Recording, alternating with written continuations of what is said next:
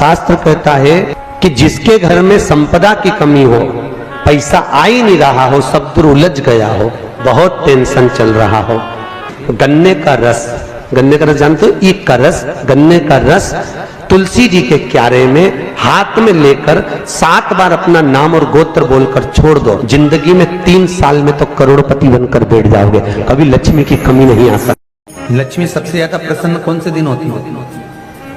जम के बोलिए जरा। शुक्रवार। तो शुक्रवार को लक्ष्मी सबसे ज्यादा प्रसन्न क्यों होती है? उसका प्रसन्न होने का कारण क्या था? लक्ष्मी जी के 2 भाई थे, दोनों की शादी नहीं हो रही थी, दाता और विधाता, दोनों का विवाह नहीं हो रहा। और दाता विधाता के लिए लक्ष्मी बड़ी परेशान थी, रोज नारायण से कहती थी प्रभु कुछ कृपा करिए, दाता विधाता का विवाह नहीं हो रहा, उम्र होती चली जा रही है, इनका कुछ करिए प्रभु, आप नारायण आप कुछ तो कर सकते हो। भगवान नारायण ने तब लक्ष्मी से कहा एक काम करो, बेलपत्री के पेड़ के नीचे बैठकर लक्ष्मी तुम अनुष्ठान करो तुम्हारे भाइयों के विवाह के लिए। इसलिए आज भी हमारे हिंदू धर्म की रीति है कि बेलपत्री के पेड़ के नीचे शाम के समय लक्ष्मी का वासा होता है, इसलिए लोग बेलपत्री के पेड़ के नीचे सोमवार को अगर दिया लगाते हैं तो उनके घर में कभी लक्ष्मी की कमी नहीं होती साहब, अपार धन बढ़ता है। लक्ष्मी वो कौन से 2 स्थान है जहां तू जाना पसंद नहीं करती है? लक्ष्मी वो कौन से 2 स्थान हैं जो व्यक्ति धारण करता है तो उस व्यक्ति के पास में से 2 साल में, 4 साल में, 6 साल में, 8 साल में तो रुष्ट होकर चली जाती है? वो स्थान कौन से है? तो 2 स्थान माता लक्ष्मी ने बताए हैं। पहला, फूटे हुए बर्तन में भोजन करना। कौन से बर्तन में? जम के बोलिए जरा। जो टूटा बर्तन होता है, खंडित बर्तन होता है, फूटा हुआ बर्तन होता है, कहीं गिलास की किनोर टूट गई है, कहीं कटोरी की किनोर टूट गई है, कहीं थाली की किनोर टूट गई है, और तुम कहीं प्लेट की किनोर टूट गई है और तुम उसमें भोजन कर रहे हो, तो टूटे हुए बर्तन में भोजन करने वाले के पास में लक्ष्मी छिन्न हो जाती है, उसका भाग्य भी फूटे हुए बर्तन की तरह हो जाता है। ये लक्ष्मी का। और दूसरा, फटे हुए वस्त्र धारण करने वाले का भाग्य भी फटे हुए वस्त्र की तरह, जैसे फटा हुआ कपड़े का रेसा रेसा निकलता है, उसी तरह फटे हुए वस्त्र धारण करने वाले की भी जिंदगी में परिश्रम का रेशा निकलता रहता है, पर उसको सुख का भान नहीं होता। आज के जमाने में ये फटे हुए कपड़ों का फैशन आ गया, ये बड़ा दुख की घड़ी है।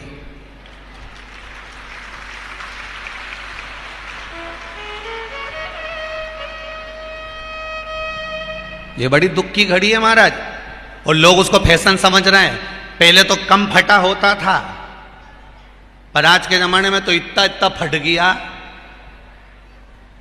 ऐसा लगता है कि दिवाली का बम चलाने गया था दीपावली पे और बम कपड़ों के बीच में से फट गया, इसलिए तुमने अब पहन लिया। शास्त्र कह रहा है, लक्ष्मी कह रही है माता पार्वती को कि 2 जगह पर अगर ये 2 क्रम जिस जीव के होते हैं उसके पास में से लक्ष्मी 5 साल में, हम कई बार कहते हैं इन बच्चों को नहीं मालूम, इन नवयुवक लड़कों को नहीं मालूम, इन नवयुवक बेटियों को नहीं मालूम कि फटे हुए कपड़े पहनने का फल क्या है।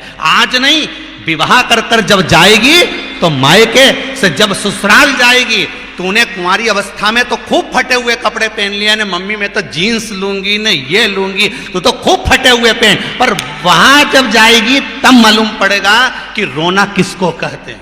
आज तो पहन लो, वो उसी में की बात है, कल वाली बात याद कर लो। अभी खाओगे तो कुछ दिन के बाद ब्लड बनेगा, और ब्लड बनेगा तब जाके ये शरीर में दौड़ेगा। आज की आज तुमने रोटी खाई तो क्या आज की आज ब्लड बन गया? जम के तो बोलो रे खरगोन वालों, नहीं बनाना। आज खाया है तो ब्लड 8 दिन में, 4 दिन में, 6 दिन में, 2 दिन में, 5 दिन में, 3 दिन में बनेगा। आज की आज ब्लड नहीं बनेगा।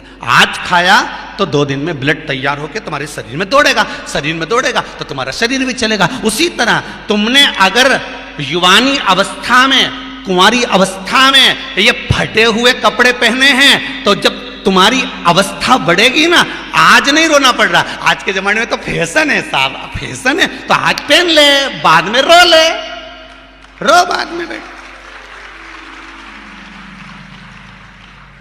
नहीं, ताली बजाने से कुछ नहीं होगा री जीजियो, फालतू की बात है। आज यहां से जाते से ही अपने को एक ही काम करना, जितना फटा हुआ कपड़ा है इनके सबके पोछा लगा दो। बेलपत्री के वृक्ष के नीचे बैठकर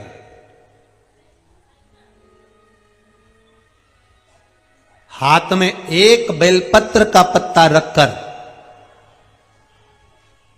आप पंचाक्षर मंत्र नमः शिवाय, ओम नमः शिवाय या श्री शिवाय नमस्तुभ्यम या महामृत्युंजय मंत्र का स्मरण कर रहे हो, पर डंडी का भाग अपनी ओर, बेलपत्र की बीच वाली पत्ती का भाग बीच वाली उंगली की ओर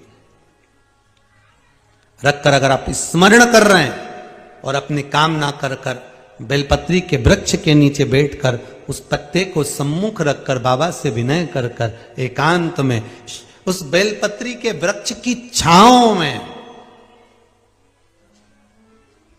बेलपत्री के वृक्ष की छांव आप कामना कर कर उस पत्ते को शंकर भगवान के ऊपर समर्पित कर रहे हैं, तो ये जान कर रखें कि पार्वती और शिव का मिलन करवा रहे हैं और अपनी मनवांछित फल कामना पूर्ण करवा रहे हैं। क्योंकि शिव और पार्वती का जब मिलन होता है, शंकर पार्वती जब एक दूसरे के सम्मुख में होते हैं, शिव और पार्वती जब एक दूसरे के सामने अपने बच्चों के कारण एक दूसरे के सम्मुख में आते हैं, तो उनके चेहरे पर प्रसन्नता का भाव आ जाता है। फल, मनवांचित फल की कामना आप जिस कामना के लिए कर रहे हैं, विवाह के लिए, नौकरी के लिए, सर्विस के लिए, व्यापार के लिए, रोग मुक्ति के लिए, आप जिस कामना से कर रहे हैं। भगवान शंकर ने जब लक्ष्मी जी का विवाह भगवान विष्णु के साथ कराया था, तब लक्ष्मी जी ने धन्यवाद दिया था शिव जी को, आप मुझे आदेश दो कि मैं आपकी सेवा क्या करूं। शंकर भगवान ने कहा मुझे सेवा की जरूरत नहीं है। लक्ष्मी जी कहती है नहीं, आपने मुझे नारायण से मिलवा दिया, कुछ तो कहिए प्रभु। शंकर भगवान ने कहा जब प्रदोष काल हो, शाम का समय हो, उस समय पर बेलपत्री, पीपल और आंवले के नीचे लक्ष्मी तो कुछ देर के लिए विराजमान हो जाना, जो तेरे इन वृक्षों के नीचे शाम को दीप लगाने आए उसके घर तो पीछे पीछे चली जाना, बस इतनी कृपा कर देना।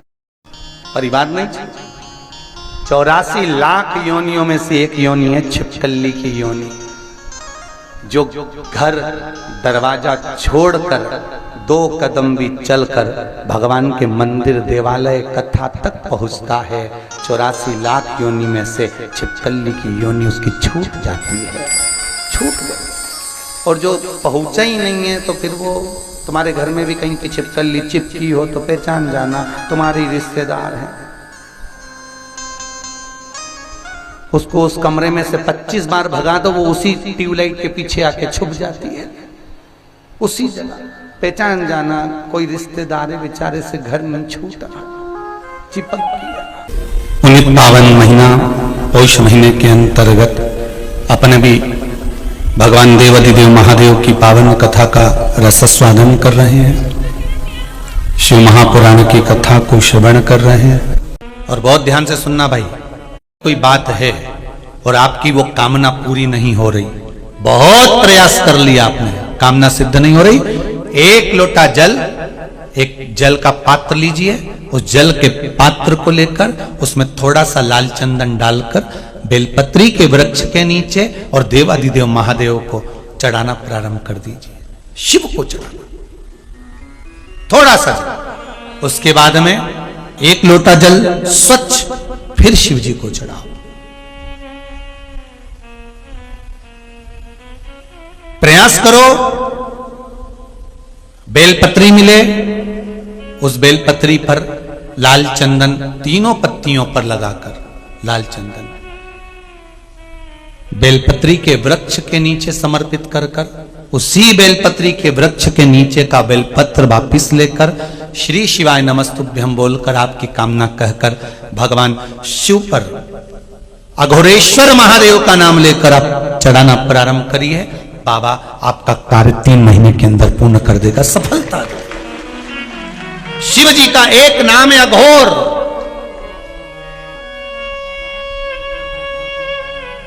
या कहीं बेलपत्र का वृक्ष है, उसके नीचे भी अगर हमने बेलपत्र समर्पित कर भगवान शिव का घोर नाम लेकर अगर बेलपत्र को ले जाकर शिव को समर्पित करा है तो उसका कार्य सिद्ध होता ही है। केवल 2 शिवलिंग है जो काले पारद के नहीं दिखते, काले पाषाण के नहीं दिखते। एक केदारनाथ जी और दूसरे सोमनाथ जी। सोमनाथ जी तो आप लोगों को ज्ञात भी होगा, आप लोगों ने, हमारे तो शिक्षा में हम लोग पढ़ने में आता था, तो आप लोगों ने भी पढ़ा होगा कि कुछ उपद्रवियों ने आक्रमण करा था और शिवलिंग को ले गए थे और सब करा, तो वो निर्माण फिर बाद में किया गया, इसलिए शिवलिंग का सुनी तो था काला ही, पाषाण वही था। और केदारेश्वर बाबा का जो शिवलिंग है वो काला पाषाण नहीं, वो तो एक स्फटिक की तरह, एक सुंदर नग की तरह चमकदार स्वरूप बाबा का है, सोने जैसी चमक।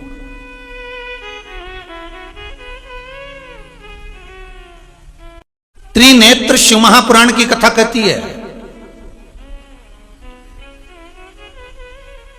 अगर काले पाषाण के शिवलिंग पर हम जल चढ़ा रहे हैं, जो काले पाषाण का शिवलिंग है, जो काले पाषाण से निर्मित किया गया है, जो काले पाषाण से बना हुआ है, अगर हम उसकी आराधना कर रहे हैं, उस पे जल चढ़ा रहे हैं, उसकी आराधना कर रहे हैं, उस पे हम जल चढ़ा रहे हैं, बेलपत्र चढ़ा रहे हैं, पुष्प चढ़ा रहे हैं, आराधना कर रहे हैं, तो ये जानकर करना कि उस काले पाषाण में, ध्यान दीजिए, ब्रह्मा भी हैं, विष्णु भी हैं और शिव भी हैं। कौन कौन है उसमें? ब्रह्मा, विष्णु और शिव। और उसी काले पाषाण के शिवलिंग के अंतर्गत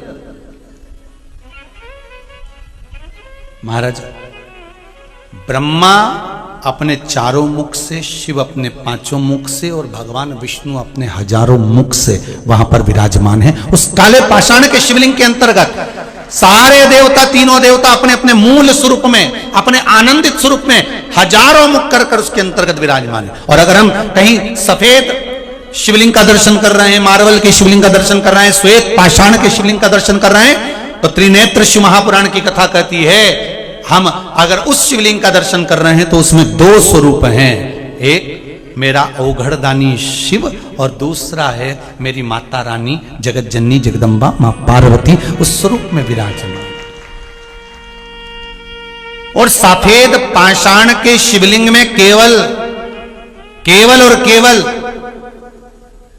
शिव और पार्वती ही नहीं, सफेद पाषाण के शिवलिंग में माता पार्वती के जितने जितने अवतार हुए हैं और जिस जिस अवतार में माता पार्वती शिव जी की हुई हैं, वो सारे स्वरूप माता के उस शिवलिंग के अंतर्गत विराजमान रहते हैं।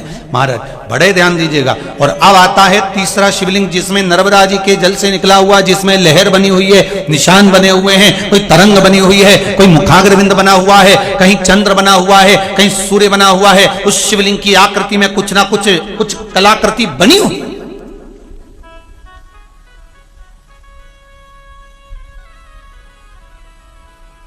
नर्मदा के उस शिवलिंग का और माई नर्मदे हर, कोई नर्मदा कोई साधारण है क्या? जिसमें से एक पाषाण अगर प्रकट हो रहा है, एक शिवलिंग अगर प्रकट हो रहा है, तो शिवलिंग का वर्णन किया गया, कहा इसमें शिव है, इसमें पार्वती है और इसमें भगवान शंकर के 13 की 13 बच्चे विराजमान हैं। ये वो शिवलिंग है नर्मदा का, वो शिव संपूर्ण शिव। बहुत ध्यान देना, पहले आपको कथा में बताया गया था, पहले कथाओं में जितनी बार कथा में कहा गया था उसका भी स्मरण कर लें। हमने कहा था ये शिवलिंग है, ये जलाधारी माता पार्वती जी का हस्त कमल है। जहां से पानी नीचे गिरता है, राइट भाग गणेश, लेफ्ट भाग कार्तिकेय, बीच में जो मोटी सी लाइन है वो अशोक सुंदरी, ऊपर से जो बूंद बूंद जल गिर रहा है शंकर भगवान की 5 लड़कियां जया, विषहरा, शामरी बारी, दौतली और देव है। पर आज कथा में जो त्रिनेत्र शिव महापुराण की कथा चल रही है उसमें प्रथम बार अपन को यह संवाद श्रवण करने को मिल रहा है कि कौन से शिवलिंग का स्वरूप वर्ण, कौन सा स्वरूप किस कोई कृष्ण वर्ण का है, कोई श्वेत वर्ण का है, तो उसका आनंद क्या, उसमें किस किस का वास है, ये हमको प्रथम बार इस कथा में श्रवण करने का सौभाग्य प्राप्त हुआ है। आपको भी और हमको, आपको भी मिल रहा है और हमको भी मिल रहा है कि कौन से शिवलिंग में कौन कौन विराजमान। महाराज एक शिवलिंग और होता है जिसको कहते हैं स्फटिक का शिवलिंग।